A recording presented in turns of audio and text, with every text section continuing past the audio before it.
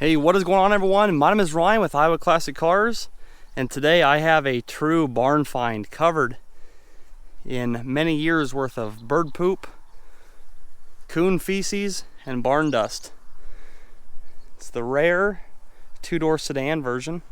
Well, I don't really know how rare it is, but you don't really see a whole lot of Belair two-doors in '69. She is rusty,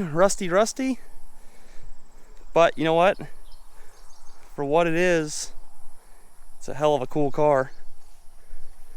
It's been painted blue. Car is factory blue, but it's been painted with a looks like a roller. Front end is real nice. It's got a 250 inline 6 with a 3-speed on the column. Astro ventilation. Some very nice factory drug rugs, and a nice back seat that's barely soiled. So I wish I had filmed actually pulling this out of the barn, but I guess I didn't. Just too hot, kind of miserable, forgot to set the camera up. Life happens. But let's go power wash this old girl and see if she'll run. Oh, and almost forgot, the frame is bad. But as you guys see there, it's been patched with a fence post. As Derek would say, it's fine. All right, let's go power wash it and see if it'll run.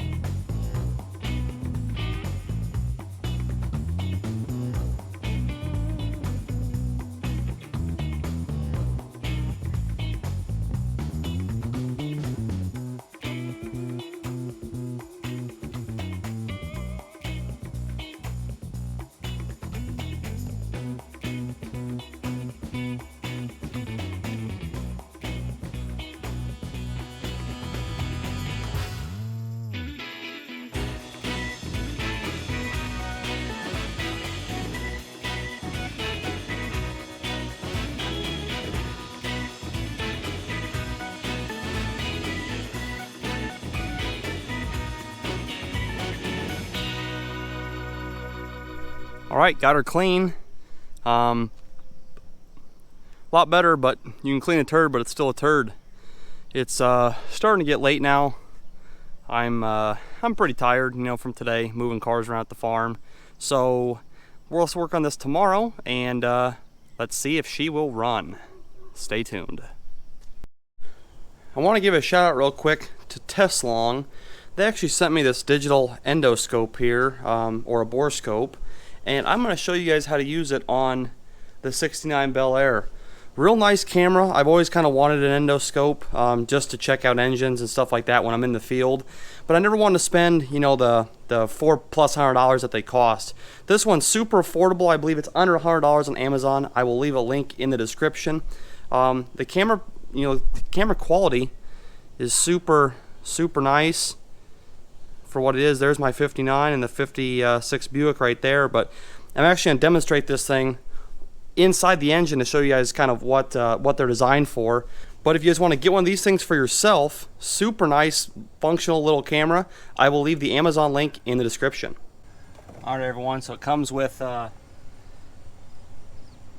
ton of cable here, but you've got a light on the you have a light on the end of this cable to see inside.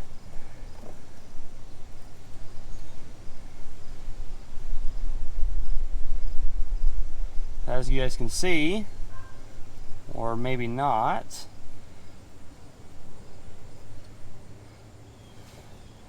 that there is the piston, and the inside of the cylinder wall looks pretty dang nice. So if you're ever wanting to check out an engine out in the field, or you want to see what you're working with if you're going to rebuild one, and to see how bad the cylinder walls are, if there's any water or rust inside that maybe is keeping it stuck. Hell of a cool option, guys. I've always wanted one of these things, like I said. I appreciate Test Long sending me this thing to test out for what it is, you know, under $100. Pretty nice camera. It's 1920 by 1080, so full HD. You can take pictures, videos. You know, you can save this stuff here if you want to, you know, look at it later. So really cool camera, really reasonably priced. Thank you guys once again to Test Long. If you guys want to get this product, I will leave a link in the description. But anyways, let's now work on this engine.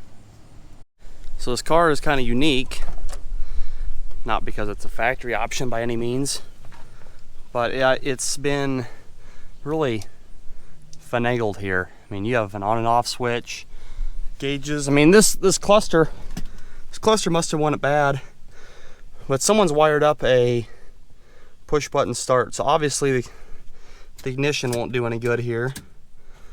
Yeah, well, let's hook up a battery.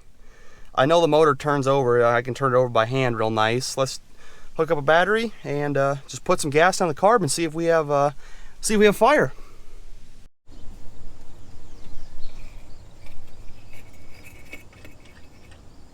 Let's take the air cleaner lid off. Single 1-barrel carburetor. It's pretty clean in there. Instead of dumping some gas, let's use some starting fluid to see what happens.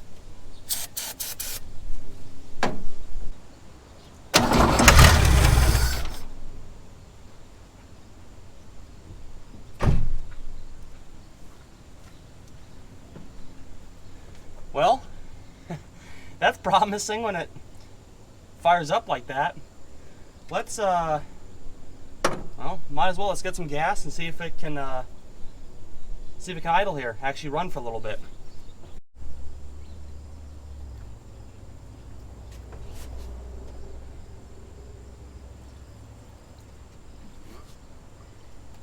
Well, I have a fire extinguisher ready if we need one. Let's give it a shot.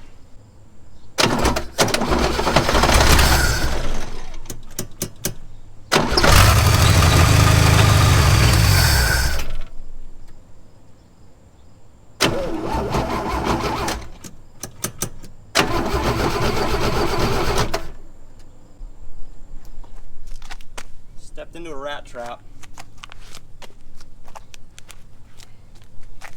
That ain't good.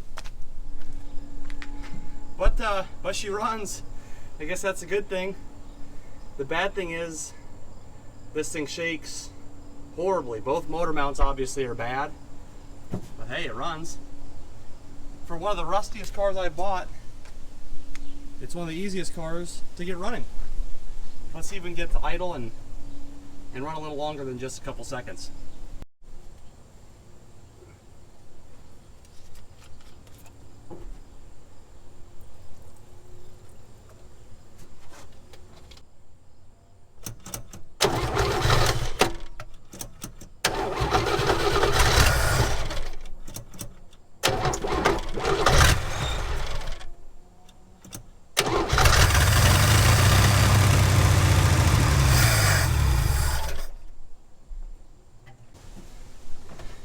You know what, everyone? I would call that a success. It did stop shaking a little bit once it started to run, so maybe it'll come out of it. You know, the motor mount's being bad or shaking real bad. Hopefully it comes out, but I'm going to, let me see if I can show you guys this here. I'm going to take this line right here that goes into the fuel pump, take that off, see if I can run a temporary gas can and see if we can get start pumping fuel to the carburetor and actually idle a little bit. I don't think the fuel pump is working, so what I'm going to do, I'm going to grab the starting fluid, pour a little bit of gas in it to get it started, and then just keep spraying it. Hopefully keep it running for a while and try to pull fuel, if we're going to get fuel, from the fuel pump.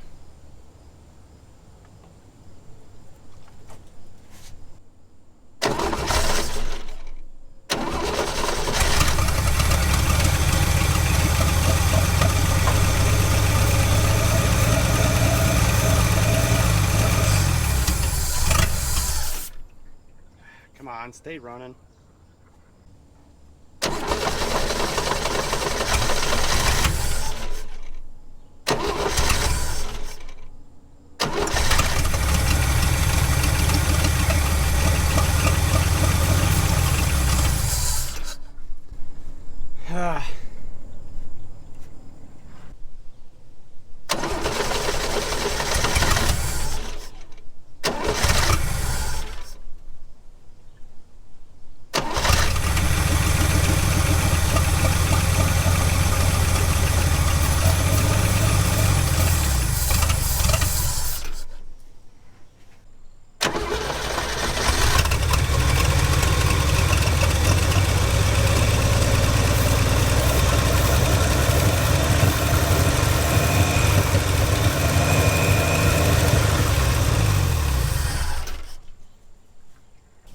Well, everybody, it does run. The fuel pump is not pulling fuel. I'm watching this gas tank here and there's nothing being pulled, so the fuel pump's bad. This car is being traded off for a 59, of course, so I'm not going to mess with it too much more today. But the cool thing about this car is that it sat in a hog barn for 10 plus years and it fired right up. Now, it doesn't run great. I mean, it does run. Motor mounts are real bad. Fuel pump doesn't work. Smokes a lot. But you know what? We pulled one out of a barn and got it running again. So if you just enjoyed the video today, make sure to leave a like rating, comment, leave your comments, any thoughts, questions, concerns. Make sure to subscribe for more videos like this. Thank you guys for watching. My name is Ryan, and I will catch you next time. So I finally got the trunk open after about 20 minutes of fighting the lock there. And why is it that every single old car I mess with always has a box of piston rings? I don't understand. Every single time I get a car, there's either a box of piston rings or main bearings. I don't understand why. But the even cooler thing that I found is the owner's manual and the Protecto plate. You don't really find this stuff a whole lot, especially on nice garage kept cars, let alone something that's been sitting in a barn for 10 years. The original owner's name, Lauren Kruger of Charter Oak, Iowa. She bought it on February 26, 1969. Wow. Bought Max Chevrolet Pontiac, Mapleton, Iowa. So if anyone knows a Lauren Kruger, or is relatives of her if she's passed on, please share this video. Let's find this original owner. Not that she wants the car back, I'm sure, but you know, it's cool to find this documentation. Then the owner's manual. These are just cool to look through.